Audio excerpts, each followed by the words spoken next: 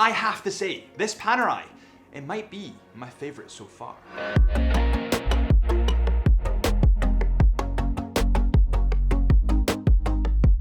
Welcome back to Time on the Wrist at Chisholm Hunter. My name is Harrison, as always, and a couple of weeks ago, I did a Panerai overarching video on the 5 things that you must know about Panerai. And it got me thinking, why haven't I looked into these watches before? So, as these things normally do, it started to snowball. I went onto the Panerai website, I started looking at Panerai watches, I started getting invested in the history of Panerai, and I think I found my favorite Panerai watch yet. This, sitting in my left hand at the moment, is the Panerai Submersible with the reference number PAM01226. It has a beautiful white dial, a steel bezel.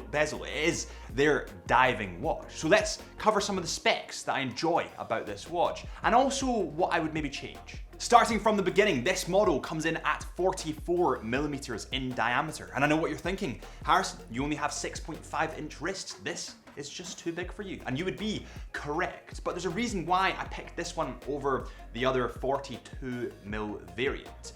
The 42 mil doesn't come with a green strap. In fact, the ones that I saw came with a black strap, whereas the 44 comes with that green strap. Now, yes, you can buy that green strap for the 42 mil variant, which is what I would do, but if you were just buying this straight out of the packet, you wouldn't be able to get that. Now, I would prefer the 42 mil, but I also prefer that green strap. So this is the in-between at the moment. As well as that, this khaki green rubber strap actually comes in at £160 on Panerai's website, which you would have to add to the 42 mil variant if you wanted that model, which is why I've gone for the 44 mil just for filming purposes. Now, yeah, I probably would go with the 42. 44 is just that little bit too big, but I just love that rubber strap. Moving quickly on to the thickness of this model, according to our digital calipers here that we have in the studio, it comes in at roughly 13.1 to 13.2 millimeters in thickness. Now, actually, guys, that's really, really good. When you think about that cushion case, when you think about that 300 meter water resistance, and then when you think about that 44 millimeter case diameter, it makes this watch a lot more wearable. Now listen, 44 mil is always going to be too big for my wrists. It's just a little bit too big. But because of that thickness, it is wearable. And now we get onto the lug to lug, which is going to shock you to your core. The lug to lug actually comes in at roughly 54 millimeters, maybe 53.8 millimeters. Yes, this is a big, chunky watch. But when you actually look at the case, it kind of has a cushion case. And you, to be honest, you can kind of just chop the lugs off. I mean, the lugs look like an extension of the rubber strap or the bracelet if you have it on the bracelet. And when you think about Panerai, it is known for being a big, chunky watch. That's kind of the USP that they're going for, so it kind of fits that theme. And this theme can be seen on the actual crown lock mechanism on the right-hand side. That makes it look that much bigger, but that's a good thing because that's their USP. And in a world where everything's getting slimmer and everything's getting more samey, I quite like that uniqueness. Following on from that uniqueness aspects, before we get into the case, the metal, the colors, and the movement, and all that good, juicy watch nerd detail, I really like the uniqueness of this watch. If you were to see this from afar, you wouldn't mistake it for anything else. It is unmistakably a Panerai. Whereas if you were to see, I don't know, a Rolex Daytona, you might mistake it for a Zenith Chronomaster Sport. You might mistake it for an Omega Moonwatch from afar because they have similar aesthetics and styles. There's not many watches that look like this. The case of this model comes in 316L stainless steel, and this stainless steel is brushed. Now, what you will see on this case is that everything is brushed. There is no highlighted, accentuated lines that are highlighted with polished steel instead of brushed. The reason that this is a good thing is because it actually gives the perception that this watch is smaller than it is. Now, bear with me here. When you look at the Omega Seamaster, you look at a Rolex Submariner, they have highlighted their lugs with a line, with a strip of polished metal, which make the face stand out that little bit more. This is more understated and discreet, so it kind of looks smaller than it is. Now, yes, it's a chunky watch, but they've done their best to kind of slim that down. With all that said, my only my only concern with this model is what happens if you leave this out and then hit it off with something. Now, yes, I'm a desk diver. I don't take these watches into the places in which they're meant to be, but what I do a lot of, and you might see this in my personal channel, you might see this on the watch vlogs, is I do a lot of hiking, I do a lot of videography and photography. Now, a little story. The other day, I went up a hill with the Hamilton khaki field, which has been through the wars with me. And as I pulled the crown out, I fell and hit a rock and subsequently broke that Hamilton khaki field. What happens if I were to do it with this? With that said, is it better to break that lock mechanism or is it better to break the crown? Which one's worse? I'd probably say breaking the crown is worse. If you break the lock mechanism, the watch still works. It still has a functional crown. If you break the crown, well, the watch is a little bit screwed. You need to send it off for a service. So actually, I'm just being pedantic. Then we move on to that fantastic rubber strap. Now, rubber straps are my favorite type of straps for a variety of different reasons. One being, I personally find them the most durable and the most comfortable. When it comes to NATO straps, they kind of go under the head of the watch, pushing up that little bit. And when you have a watch that is as thick as this and as chunky as this, you don't want that extra thickness. So that's why I would maybe shun NATO. Now, in terms of bracelet, yes, I do like the bracelet, but from my point of view, it would scratch a lot more and I would just be a bit nervous of the fact that I'd maybe damage it. So I would definitely side with rubber. Not to mention that that khaki green, that dark khaki green plays wonderfully against that white dial and also the steel bezel. It just looks like a really bright, readable face against a dark aesthetic and I like that. The strap does taper in very, very slightly, but it remains very thick. It doesn't taper as much as I would maybe have thought it would. And then you get to the clasp or the pin buckle, and that remains big and bulky. Everything about this watch reminds me of almost like a camel G-Wagon. It's big, it's bulky, it's bold.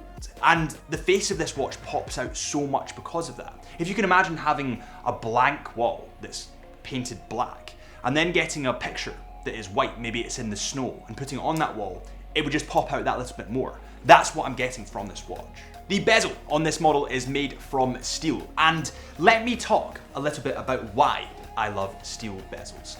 Firstly, I think when paired with white faces, they stand out wonderfully. And in an age where steel bezels are dying, let's not lie here, they're all being replaced by ceramic, I just think it brings back a really rustic feel. It's kind of like a dying breed, so it's getting rarer and rarer to pick up steel bezel watches. So I love the fact that they've stuck with that. It kind of takes me back to a blank canvas, that kind of rustic feel, which I'm a huge fan of. Moving quickly on to the creme de la creme of this watch, which of course is the face. But before we get directly into the face, it's important to say that Chisholm Hunter are authorized retailers of Panerai watches. Make sure you click the link below if you want to shop any in the range, or head to one of our 28 stores throughout the UK and ask for Harrison. You never know, I might be there.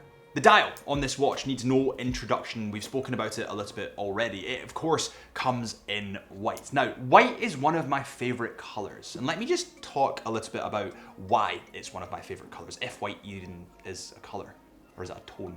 Maybe a tone. I think it's color. But anyway, I think one of the reasons why it's my favorite is that it's understated but still eye-catchable. If you wear green or a blue, you're trying to draw attention, and quite rightly too, you've bought an expensive watch. But with white, you're not shouting for attention, but it's still drawing the eye. The sub-dial at the left-hand side at the 9 o'clock mark is a seconds sub-dial. It has a black hand, so it's highly readable, again, against that white. Then you get to the date window that is at the 3 o'clock mark, and again, it has black numerals, which is very readable against that white dial. Now, I know what you guys might be thinking. You might be thinking, Harrison, you hate 3 o'clock date windows. What's going on? Why haven't you criticized it yet? And I say to that, there's nothing to criticize. And the reason that there's nothing to criticize is that the date window is balanced out by that seconds sub-dial. It's almost like having a mountain on both sides of the picture. It draws you into the middle and it's equally weighted. And that's what I like as a photographer. I like equally weighted stuff. And then you get to the Panerai logo that's at the 12 o'clock mark, and then the automatic to 300 meters or 1,000 feet at the 6 o'clock mark. So everything about this watch is perfectly weighted. You could actually draw a line between each of the things in the middle and it would be a straight line between all of them. So it's balanced. And then we get to the minute hand and the hour hand, which of course are in black and they have a blob of lume at the top of them. And then we get to the indices, the markers. They have black border to the lume.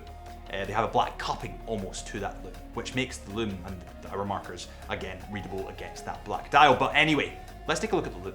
As you can see from this lume, there's a combination of blue and green. The minute hand being blue and that little dot on the bezel being blue also. But my favorite feature about this lume has to be that second sub dial. The little lines indicating the 12, 3, 6, and 9 mark are illuminated. Quite a nice feature. And now we get to the movement, which for us watch nerds, watch enthusiasts, is the crux of most watch purchases. So let's get into this. The movement in this model is the caliber P.900, which of course is an automatic movement. It comes in at 4.2 millimeters in thickness, has 23 joules, beats at a frequency of 28,800 VPH, and has an Inca block anti-shock device within it. It also has a power reserve of 3 days with 171 components in this movement. And that is this Panerai submersible. And that is why this Panerai submersible is one of my favorite models from Panerai so far. The reason that I say so far is because I'm going totally down the rabbit hole with Panerai, and I bet you in a week, 2 weeks time, something else will come up that I prefer to this one, but that's just watchmaking. I do love that white dial against that steel bezel. I love the colors. Yeah, it's a little bit too thick for me, but you know, they could always shrink it down.